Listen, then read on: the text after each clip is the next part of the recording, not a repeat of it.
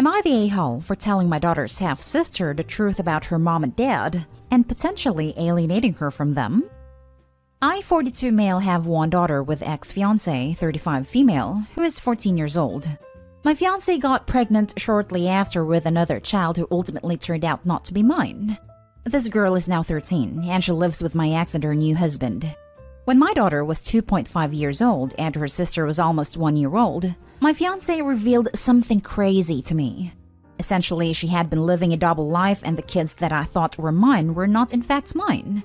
I am somewhat clueless of a man and spent a lot of time working as I was an up-and-coming programmer at the time.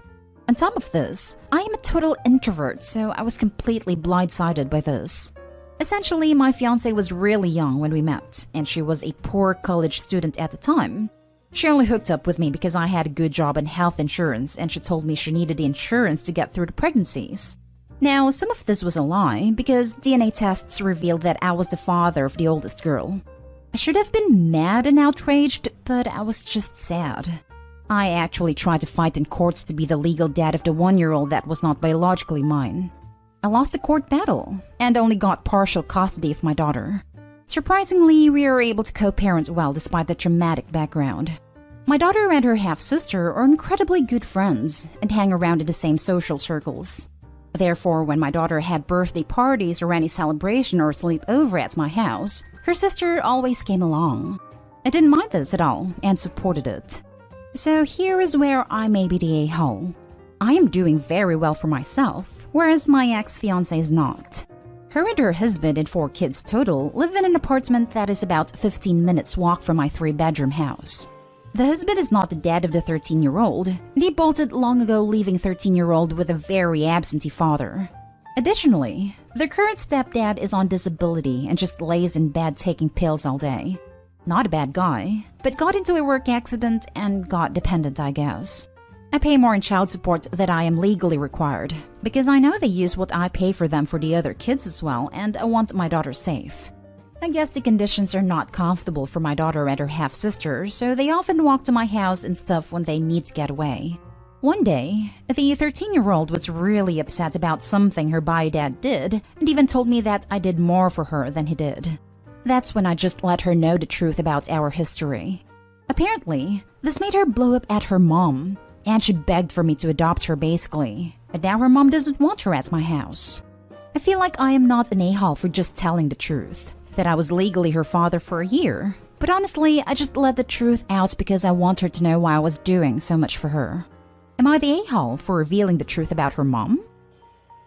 Now for the top comments. Not the a-hole. It always amazes me how people get mad when others learn the truth about them. If you're embarrassed to tell people, then why would you do it? She wanted to discuss parentage with you and you told her the truth about hers. She's 13, which is just shy of the age where most kids are legally allowed to have input in which parent they live with. The court feels that these kids are old enough. I can tell you that I hated learning about things much later in life and hated that family ever tried to hide stuff. It felt like betrayal. I always appreciated the adults who were upfront about it. To make a real follow-up to this, unlike the "you're the a-hole" comments which was bonkers, I think you hit the nail in the head. If Opie didn't say anything at all false, and he just told the truth, he can't be the a-hole. And exactly as you said, if you don't want something to be told about you or to be known about you, why do it in the first place? The kids deserve to know the truth about their parents. And if you think lying to your mature enough kids is the right thing to do because you don't want people to think you did something you actually did to be known, then I don't know what to say. Not the a-hole. It doesn't sound like you did it maliciously, and she is old enough to know the truth. She would have learned sooner or later, and she deserves the truth. Yes, I totally agree. Kids can handle the truth as long as it's explained in an age-appropriate way. Better than storing up resentment for later. Not the a-hole. She's 13. That's old enough to understand the situation. I'm sure she feels loved and validated knowing that you did want to be a part of her life. Now for the next story. Am I the a-hole for telling my bio dad my stepdad is walking me down the aisle?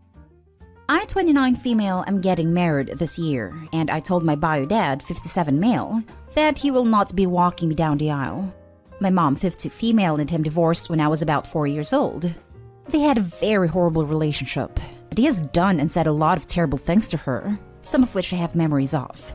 Immediately after their split, he got with his now ex-wife who mistreated me. She would often refer to me as the loose woman's daughter, and drunkenly tried to attack me numerous times. Because of this, I never wanted to go to their house or have a relationship with my dad. I would cry and beg to not go visit them. Eventually, the court ruled that I couldn't be forced to visit if I didn't want to. I'm close with some of the family members on my dad's side, particularly my grandmother, aunt, and some cousins, so I would see him when visiting with them. I had told him we would never have a relationship as long as he was with his wife, because of all the trauma she has caused me and other family members. He condoned her behavior. A few years ago, he let me know he was taking their kids, who had been subject to years of mistreatment, and leaving her.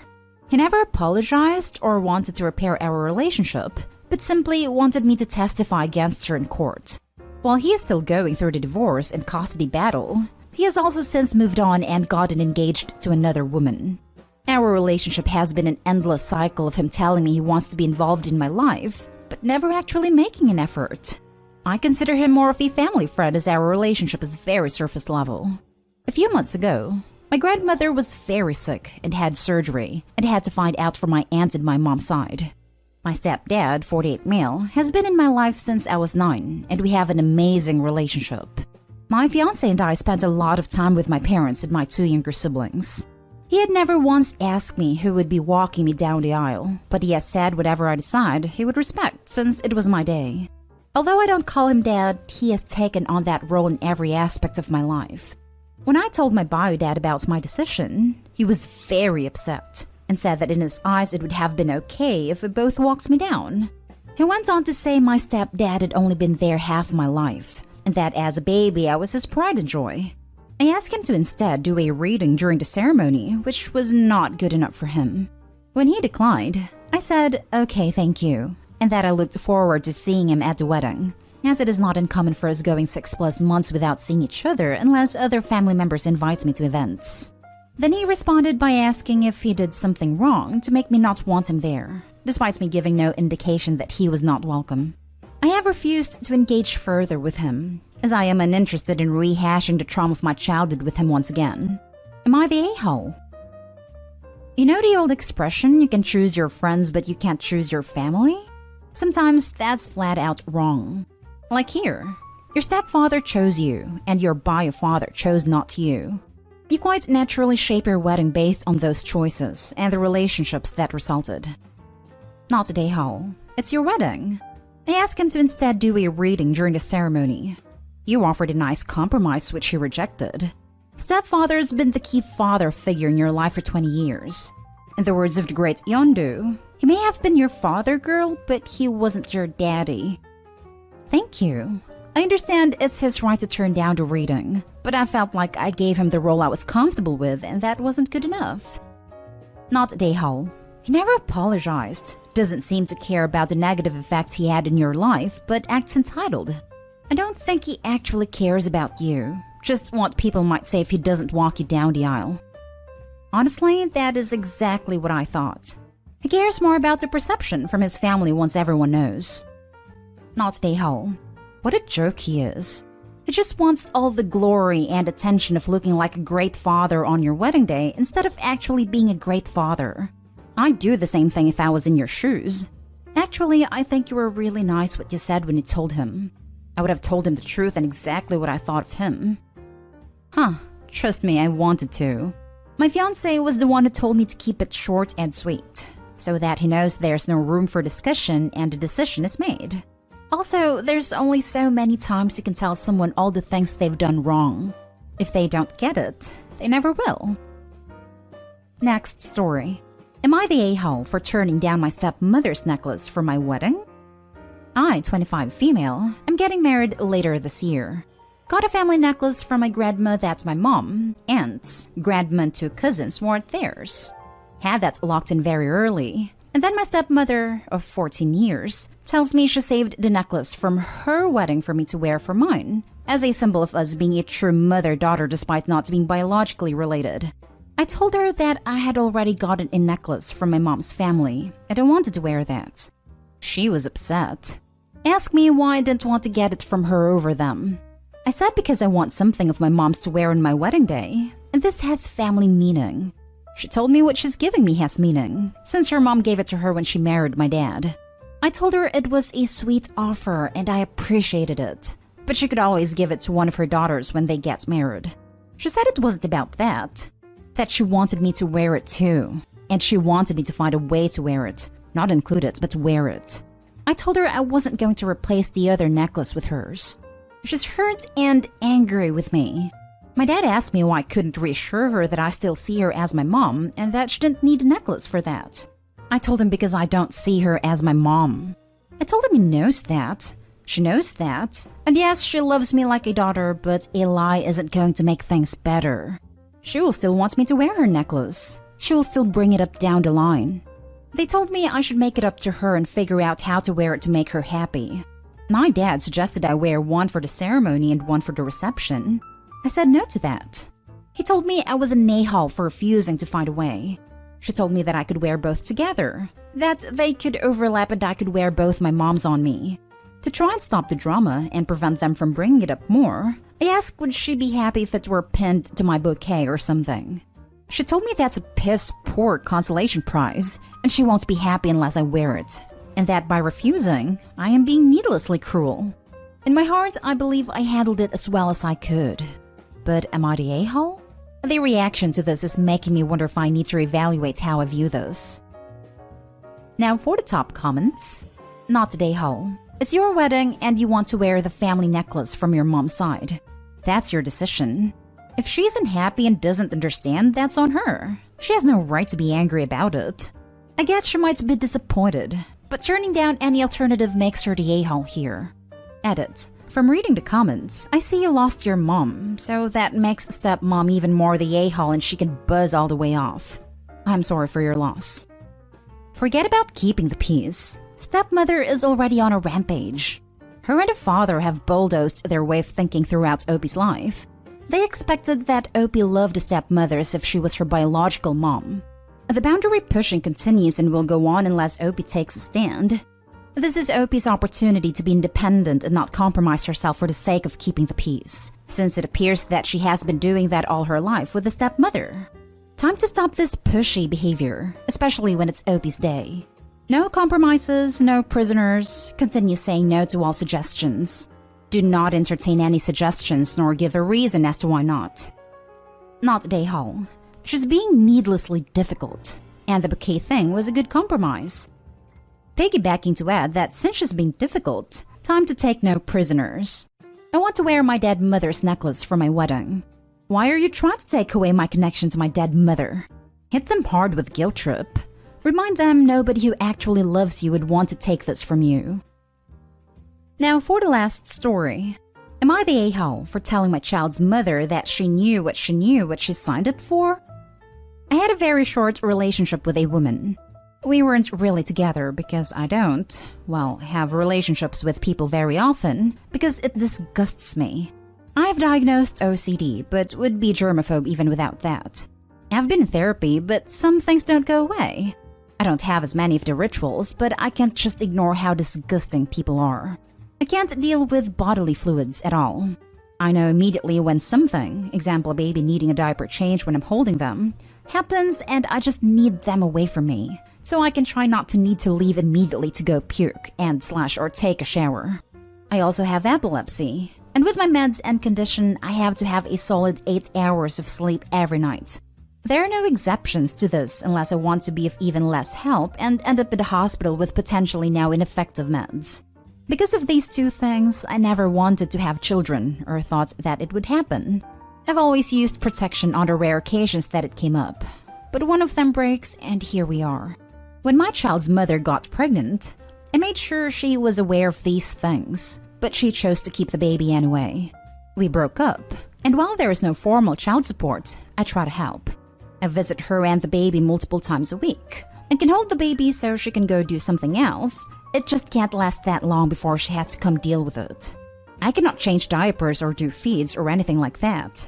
She is now complaining that she has to do everything by herself, is overwhelmed, It has no help because she can't just have constant visitors like in normal times and I don't do anything. Because I literally can't. I reminded her that she knew what she signed up for when she insisted on keeping the baby. But now she's mad at me and is enlisting whoever she can. Am I in the wrong here? She chose this knowing that I won't be able to help her beyond money. Everyone sucks here. There is a risk to sleeping together, and babies are a part of that risk. Even with protection or birth control, no option is 100% risk-free. You're not a victim. Nobody is a victim here except the child. You should look into getting a vasectomy so you don't have any more accidents. Get a vasectomy and go to the courts to work out how much child support you should be paying. As is, you're dropping the ball massively. Completely this. You're the a-hole, OP. You should have gotten a vasectomy as soon as you were old enough. Men don't have the same restrictions on their body autonomy as women do, and that would have been the responsible thing for you to do. You didn't. You couldn't be bothered to get a small change to your body that would ensure this wasn't a problem for you. But you're okay with thinking that you can just not do your share in raising a child. Not everyone believes in termination, and you think you can have the say over her body when really you had the say over yours. Go to court. Work out how much back pay you owe her for child support, and then pay regularly what the court determines you owe. I would have said equal share here, but you could have very easily ensured this would never be a problem for you. You chose not to, and you decided that you can get over your wishes long enough to be intimate and enjoyed it enough that you get off. But you can't get over your wishes to deal with an infant? Your choices, your messes. Deal with it. Find out how much money you owe. You're the a-hole. You say you made your child's mother aware of your limitations when she got pregnant. You always knew your limitations. You always knew that contraception can fail. You always knew that sleeping with a woman can lead to pregnancy. You should have made your girlfriend aware of your limitations before you ever did it. She wasn't fully informed before you had slept. Given that you're very clear that you never wanted children and can't contribute to raising them, it even goes so far as saying you should have had a vasectomy before even considering being intimate. Light, you're the a-hole.